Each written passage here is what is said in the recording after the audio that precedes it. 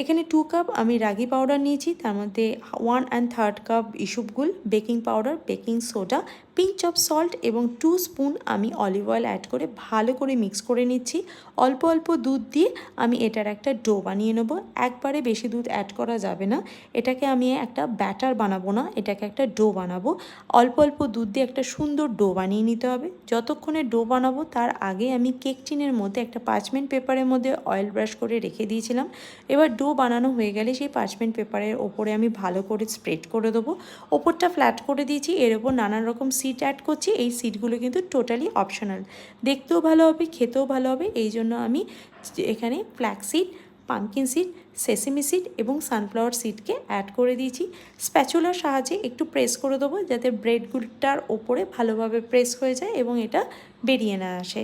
এটা বেক করার জন্য একদম রেডি হয়ে গেছে। ওভেনের মধ্যে আমি ঢুকিয়ে দেবো 160 ডিগ্রি সেলসিয়াসে 25 মিনিটসের জন্য।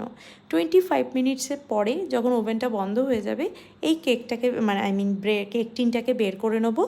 আর এই ব্রেডটাকে এর ভেতর থেকে বের করার আগে একটুখানি দুধ আমি ওপর দিয়ে ব্রাশ করে দেবো, অয়েলও ব্রাশ করা যেতে পারে। এটা বের না করে নিলে ভেতর তলাটা কিন্তু এই ব্রেডের হার্ড হয়ে যেতে পারে।